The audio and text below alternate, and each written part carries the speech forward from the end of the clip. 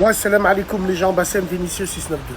Salut tout le monde, j'espère que vous allez bien. C'est ActuYTB2 et on va regarder une story de Bassem Breki qui va nous parler de Rafah et de la Palestine. Et après sa vidéo, je vous dirai mon avis. Il n'y a que les cons qui ne changent pas d'avis. Mais moi, je ne vais pas changer d'avis. Pour moi, le boycott reste de la merde, mais j'ai compris que vous, au moins, que ça soit hypocrite ou pas, vous essayez de combattre, entre guillemets. Même si c'est hypocrite. Et tout le monde le sait. Mais moi, j'ai une vraie question à vous poser. Combien de temps on va fermer les yeux? Nos pays arabes, les premiers, ils vendent des armes. Vous avez vu hier à Rafah, Allah musta'an. La seule chose qu'on peut se réjouir, c'est qu'on sait qu'ils vont aller au paradis, Inch'Allah, c'est des martyrs. Et même eux, je crois que là où ils sont, tu leur demandes, ils disent on ne veut pas revenir. Mais nous, voilà pourquoi j'ai pété un plomb. Voilà pourquoi moi je suis monté dans les tours à cause de quoi? Quand j'ai entendu boycott, peut-être que je l'ai mal dit, mais je l'assume. Mais moi j'ai voulu vous dire à quoi ça sert de boycotter quand c'est nos pays qui ferment les yeux et qui vendent des armes et qui envoient des drones. C'est donner un coup d'épée dans l'eau. C'est pour ça que j'ai insulté les boycotts, les boycotteurs, les gens dans les facs, les gens dans... Parce que je me dis, regarde l'Égypte. D'accord, certes. L'Égypte, elle ne veut pas ouvrir sa frontière parce qu'ils se disent, si tous les Gazaouis viennent en Égypte, ils vont prendre la bande de Gaza. D'accord, l'Arabie Saoudite, subhanallah. Et un drapeau, la ilaha illallah, c'est écrit dessus. Mais la France condamne plus que les pays arabes, vous êtes sérieux? Même si eux aussi, ils sont tenus en laisse. Mais au moins, ils condamnent. Mais nous, qu'est-ce qu'on fait? Faut se poser les vraies questions. Wallahi, c'est ça que je vous demande. Alors, bien sûr, ouais, vous allez me dire, ouais, mais Bassem et tout. Moi, je trouve que le boycott est caduque quand nos propres pays, où c'est nos frères et nos sœurs, même des humains qui se font tuer, regarde, ils sont tout autour. Ils sont où, nos pays maghrébins, pour revendiquer, même si la, la Tunisie, elle n'a pas la puissance militaire du Maroc, ou de l'Algérie, ou du Nigeria, ou de l'Égypte. Malgré tout, elle revendique, Miskina. J'ai envie de dire, les frères, pourquoi c'est que les pays qui n'ont pas de puissance militaire qui l'ouvrent? L'Espagne, l'Irlande, que font les autres pays? L'Égypte, c'est la première armée d'Afrique. Wallah, je comprends pas. C'est ça qui me fait vriller. C'est ça qui me fait dire que le boycott ne sert à rien. Parce que je juxtapose avec la réaction des pays arabes. Tout simplement. Mais wallah, moi, c'est pas ma tasse de thé. Mais continuez votre boycott finalement.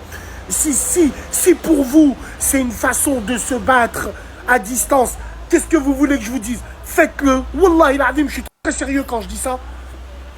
Mais moi, voilà pourquoi j'ai vrillé au début, parce que c'est ce que je regardais. Et bien sûr, tout le soin qui va avec, ainsi de suite. Mais les enfants de Rafah, hier, ce qui s'est passé, regarde. Regarde le Hamas, regarde, on vous a dit quoi depuis le début? Pour aller débusquer deux mecs du Hamas, ils ont fait un massacre. Qui eux-mêmes mangent à la même table qu'eux. Putain, les gars. Prions pour les frères qui sont en Palestine. Wallah, il a dit prions.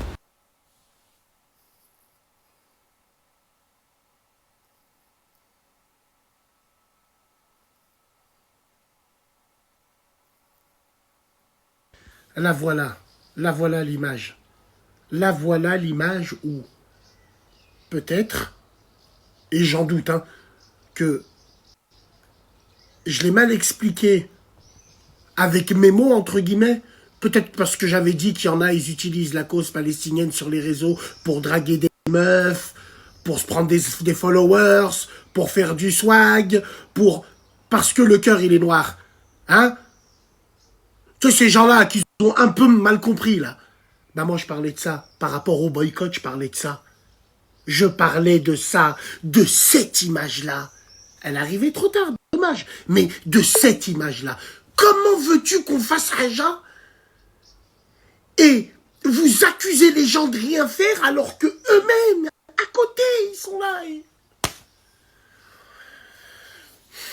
Voilà, c'est la question que je vous ai posée dans le snap précédent. Pourquoi? Ne serait-ce que pour arrêter présence militaire. Pourquoi? Oui, mais l'ONU, mais c'est un parterre de sièges vides. C'est incroyable, mais vrai, les questions qu'on peut se poser.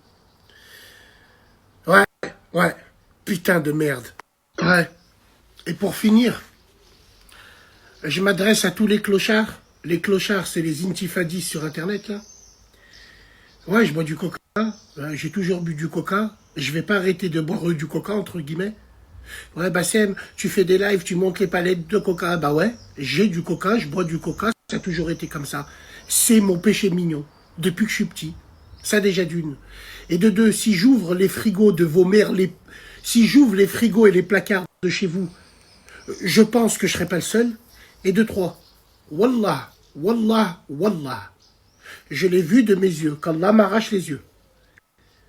Dans des mosquées.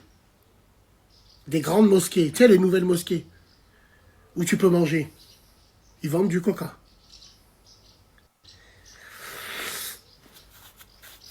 Moi, quand je fais des lives avec vous, c'est pour les clashs. Je fais de l'ironie. J'applique de l'ironie. Vous comprenez ou vous comprenez pas? Et ce qui vous irrite, c'est que vous n'avez pas les couilles d'assumer que vous êtes des hypocrites. Moi, je préfère passer pour un ennemi, mais je sais que moi-même, je suis pas hypocrite. Vous aussi. Et vous êtes tous dans le même bateau. Incroyable, mais vrai. C'est comme Apollo Creed dans Rocky IV. Je suis le pourvoyeur des caisses de retraite. Incroyable. Le moindre truc, le moindre... Waouh. Waouh. Le jour où vous ferez plus ça, je serai terminé. Terminé. Que Allah sauve le peuple palestinien. Faisons doua pour lui. Sincèrement. Il nous reste que ça.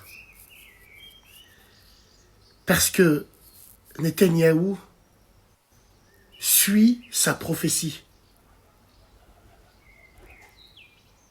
Et il faut l'intervention divine. Parce qu'il y en a, ils sont en train de suivre une prophétie. C'est pas une guerre, là. C'est une prophétie. Et nous, on sait comment ça va se finir.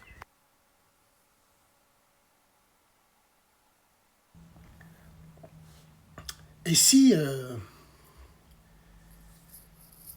les pays arabes bougeaient pas, parce que dedans, il y a la religion. Alors, je n'ai pas fait radio aujourd'hui, j'ai reçu des frères, je parle un petit peu avec eux. Et ouais. Admettons que le peuple palestinien suit le Hamas. Admettons que le Hamas fait partie d'une secte, on en a 73, soutenue par l'Iran, qui eux-mêmes font en sorte que, et savent que les pays qui ne font pas partie de cette secte-là, musulmans, ne peuvent pas les aider. Parce que c'est aider les sectes. Peut-être parce qu'ils ne suivent pas l'islam et la sunna. Écoute, les frères, c'est pas moi qui vous parle de ça. J'utilise l'audience pour essayer de vous parler de ça, qu'on soit bien clair.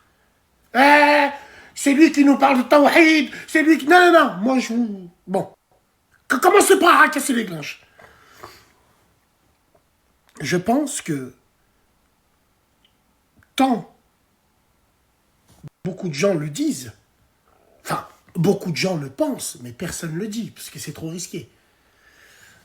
Mais personne dira que peut-être ces frères et ces sœurs-là, sans le savoir, ils ont été embrouillés dans le cerveau par ces gens-là, puis la clé serait peut-être qu'on revienne tous au tawhid, l'unicité de Allah, pour ceux qui ne savent pas. Et puis, c'est peut-être pour ça qu'Allah il nous punit et il nous humilie au quotidien. C'est arrivé à tout le monde. Tu as eu une période où tu étais proche d'Allah, d'autres moins. Inch'Allah qu'on est tous bien comme il faut. Et il t'a aidé.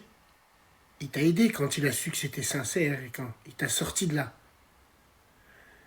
Wallahi, je suis très sérieux quand je dis ça. Est-ce que les premiers coupables, c'est pas nous? Peut-être. Je sais pas quoi vous dire, mais la question, faut se la poser. Mais cette question, faut se la poser en silence. Bon, moi, je le fais devant tout le monde. Mais est-ce que c'est pas à cause de ça? Est-ce qu'on n'est pas égaré? Est-ce que ces gens-là, le peuple palestinien, Msekin, ils n'ont pas eu le choix, ils ont été pris en tenaille par des gens qui font partie d'une secte, et puis il y a les pays musulmans autour qui veulent pas bouger parce qu'ils disent on va mettre en avant, on va aller... Je sais pas si tu vois ce que je veux dire. Moi, je vois pas autre chose. Je me dis, pourquoi ils bougent pas? J'essaye de voir, de réfléchir. Wallah al-azim, en vrai, je parle. On en parlera. Les revendications, tout le désordre qui va avec, ce que ça engendre.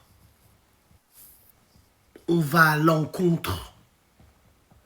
Est-ce que finalement, notre manière de soutenir fait que Dieu nous punit encore plus et nous montre que plus on soutient sans faire dua dans le désordre et le m'as-tu vu, et plus il frappe. Wallah, il faut se remettre en question. Il faut se remettre en question. Donc voilà, c'était la story de Bassem Braiki. Donc voilà, je voulais rebondir sur ces sujets. Après, oui, par exemple en France, il y en a beaucoup qui prennent le camp d'Israël, non pas parce qu'ils aiment Israël ou le sionisme, mais simplement par opposition aux Maghrébins de France, aux musulmans de France, par rapport à leur comportement en France. Donc je pense que déjà, ça serait un premier service d'avoir un meilleur comportement pour donner une meilleure image des Maghrébins et des musulmans de France. Déjà, déjà ça serait un premier pas, je crois, un peu plus productif que n'importe quel boycott, quoi. Parce que si vous pensez que vous allez ruiner Coca-Cola, je ne pense pas. Tandis que donner une meilleure image des musulmans, des Maghrébins, ça peut être une chose positive. Surtout que dans la Sunna qui régit le Nord-Afrique, c'est-à-dire le sunnisme d'obéissance malikite, le comportement est aussi important que la pratique, si ce n'est plus important que la pratique. Pourquoi les pays arabes ne bougent pas? Déjà militairement parlant, bah, on va me dire que l'Égypte, ils sont pas mal militairement, point de vue avion et tout ça. Ils ont des F-16, il me semble des F-35, des Sukhoi, tout ça. Mais on va dire, l'Égypte pourrait-elle courir un risque de boycott international qui va lui faire mal? Sauf que l'Égypte, il y a 100 millions d'habitants, si je dis pas de bêtises, 200 millions d'habitants. Donc, est-ce que le président Fattah al-Sisi, il va risquer la sécurité de 100 millions d'Égyptiens ou 200 millions d'Égyptiens pour essayer de défendre quelques millions de Palestiniens? À savoir que si tu es boycotté du commerce international, que tu n'as pas énormément de ressources minières, il y en a des ressources minières, c'est un très gros risque, surtout que si l'Égypte ils interviennent, l'Amérique peut très bien envoyer ses porte-avions. Il y a la menace nucléaire aussi. Si c'est pour agir, pour ne rien faire, pour être contre-productif, parce que finalement les avions, qui dit que les avions achetés aux Américains, les F-16, ne sont pas marqués avec des puces et qu'ils ne peuvent pas les localiser Voilà, donc qui dit que ils n'ont pas bridé un peu la technologie pour les F-16 vendus aux pays arabes et pas pour d'autres pays. Donc militairement parlant, technologiquement parlant et nucléairement parlant, bon, on va dire le Pakistan, ils ont la bombe atomique, on le sait. Mais déjà, ils sont loin. Nous, on est en France. Mais imaginez-vous si vous êtes au Maghreb. Est-ce que vous risqueriez la sécurité de votre pays et un boycott international? À savoir que les pays maghrébins ne sont pas autosuffisants, ne serait-ce qu'en nourriture ou en blé, ou doivent apporter une grande partie, si ce n'est pas la quasi-totalité, du blé, par exemple. Du blé, par exemple, au Maroc, on produit un peu de blé dur, on va dire, mais le blé dur, c'est plus pour faire les gâteaux, les trucs comme ça. C'est moins fait pour faire le pain. On peut faire le pain avec, c'est les pains durs marocains, là. Donc, voilà, le Maghreb, c'est 100 millions d'habitants. L'Égypte, c'est, il me semble, 100 ou 200 millions d'habitants. Donc, est-ce qu'on va risquer la sécurité, que ce soit alimentaire, militaire, de centaines de millions de musulmans pour essayer de défendre quelques millions de musulmans sans être sûr d'y parvenir? Parce que rappelons-nous du passé, la guerre des 3 jours, elle n'a duré que 3 jours, où l'Égypte, le Maroc, l'Algérie, la Syrie, euh, tous ces pays-là, ils ont envoyé une offensive, hein. Elle a duré 3 jours. Voilà, 3 jours. En 3 jours, l'armée israélienne a bombardé toutes les pistes d'aviation égyptiennes et plus aucun avion égyptien ne pouvait décoller. Donc ils avaient la supériorité aérienne. Il y a eu la guerre des 6 jours. Après, il y a eu dans les années 70 la guerre du Kippour qui a duré un peu plus longtemps, où Israël a eu des difficultés, un peu plus de difficultés. Mais voilà, elle a rendu le Sinaï contre une reconnaissance de l'État d'Israël par... Après, le Hamas était censé savoir, parce que je suis le conflit depuis la deuxième intifada, dès qu'ils ont construit le mur, il y a eu la guerre de 2006 à coups de roquettes. C'est là où ils ont commencé à développer leurs propres roquettes, vraiment de A à Z. Les premières roquettes. Et ensuite, il y a eu la guerre de 2008. Et ensuite, 2012. Non, 2014, il me semble. Après 2018, 2022.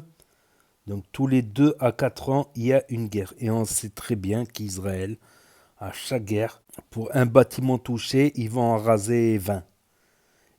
Israël a toujours réagi avec disproportion. Et c'est le cas actuellement où on parle de jusqu'à 40 000 morts dans la bande de Gaza. Voilà, pour l'attaque du 7 octobre qui a tué entre 1400 et 1700 Israéliens, dont une grande majorité de civils. Donc d'une manière assez barbare aussi. Après, il faut se mettre à la place d'un chef d'État.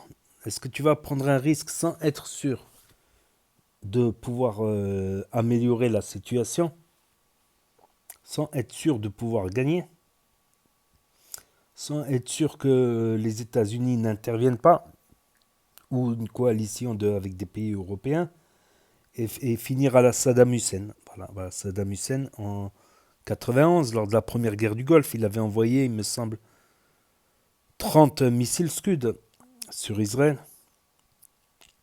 On peut voir Kadhafi, qui avait envoyé énormément de soldats au Liban contre Israël, qui a fait des... On sait comment ils ont fini. Et on sait comment regarder la situation de la Libye, où Bachar el-Assad, qui a beaucoup alimenté en armement et en roquettes, en missiles, le Hezbollah libanais, qui les a envoyés en 2006 sur Israël, on voit l'état dans lequel sont ces pays qu'ils ont bougé pour la Palestine. La Syrie, l'Irak et la Libye, voilà. Vous imaginerez, et après, bon, tu as toujours les islamistes qui s'en mêlent, Al-Qaïda, Daesh et tout ça, qui viennent en rajouter une couche, comme en Irak, en Syrie ou en Libye. Est-ce que ça sert à quelque chose de, de lancer une attaque militaire qui risque d'être inutile en plus, qui risque d'être stoppée par les technologies américaines et israéliennes, mais qu'après ton pays comme l'Algérie ou le Maroc ou la Tunisie devienne une nouvelle Syrie ou un nouveau Irak. Bon, c'est sûr, il y en a, ils sont capables de me dire je m'en fous, je vis en France. Voilà. Voilà où on en est. C'est comme j'ai dit, regarde, le Hamas, s'ils n'avaient pas fait l'attaque, il n'y aurait pas eu. Voilà, ils essayent d'éradiquer le Hamas, que ce soit vrai ou pas, que ce soit un justificatif ou pas, vous pouvez me sortir vos théories. Je pense que s'il n'y aurait pas eu l'attaque du 7 octobre du Hamas, il y aurait pas eu tous ces morts. De temps en temps, en temps de paix, on va dire quand il n'y a pas de temps en temps, ils font une petite frappe ciblée, ils tuent un dirigeant du Hamas, le Hamas envoie 30 roquettes, et après ça négocie un allègement du blocus. On n'est peut-être pas militairement parlant en mesure. Ce serait se lancer dans une aventure. Comme disait quelqu'un d'assez célèbre, Kadhafi s'est lancé dans cette aventure-là. Voilà, il a bougé pour la Palestine. Saddam Hussein également. Bachar al-Assad indirectement en fournissant des armes au Hezbollah. Le Hezbollah qui continue à bombarder pratiquement tous les jours, mais à la frontière. Voilà. On va dire ils chatouillent sans en faire trop. Parce qu'ils savent aussi, le Hezbollah, que si Israël, avec la force de frappe qu'ils ont, ils décident de frapper le Liban. On a vu ce que ça donne en 2006. Ils ont pratiquement rasé la moitié de Beyrouth. Militairement parlant, je ne les vois pas, à moins qu'il y ait une coordination, mais chaque pays va penser à sa population d'abord. Voilà, comme j'ai dit, il y a 200 millions d'Égyptiens. Est-ce que tu vas risquer un blocus sur l'Égypte qui est en train de se développer? C'est une question pas facile, c'est un risque à prendre. Kadhafi l'a fait. Et regardez la Libye, qui était le pays le plus riche par habitant en Afrique, qui était le pays le plus riche. Regardez maintenant comment est devenue la Libye. Regardez la Syrie encore aujourd'hui, ou l'Irak. L'Irak qui faisait partie des grandes réserves pétrolières mondiales. C'est compliqué. Voilà, moi je pense que c'est une question plus compliquée qu'une question émotionnelle ou passionnelle. Voilà, et je pense qu'il y a des pays arabes rationnellement, parce que Tawhid ou pas Tawhid, le Hamas se revendique purement sunnite. C'est sunnite shaïfi ou hanafi, je ne sais pas exactement quelle obéissance, mais ils ne sont clairement pas chiites. Je ne sais pas. Par contre, oui, il y a des réalités, comme j'ai dit. Regardez ce qui est arrivé à Kadhafi, à son pays, ce qui est arrivé à Bachar el-Assad, à son pays, à Saddam Hussein, à son pays. Voilà, c'est pas comme s'ils n'avaient pas essayé déjà de faire des guerres et c'est pas comme s'il n'y avait pas eu déjà des guerres concertées qu'ils ont échoué. Voilà. C'est-à-dire que si demain, par exemple, l'Égypte décide de rentrer en guerre, ben l'Amérique ne leur fournira plus d'armement. Et les munitions aussi, ils ne fabriquent pas toutes leurs munitions. Les Russes ne pourront pas les livrer vu que les Russes ont déjà leur conflit qui fabriquent, qui envoient des centaines de milliers d'obus, de projectiles sur l'Ukraine chaque année, des centaines et des centaines de milliers. Donc ils ne vont pas pouvoir fournir d'autres pays, la Russie, tant qu'ils restent embourbés dans ce conflit en Ukraine.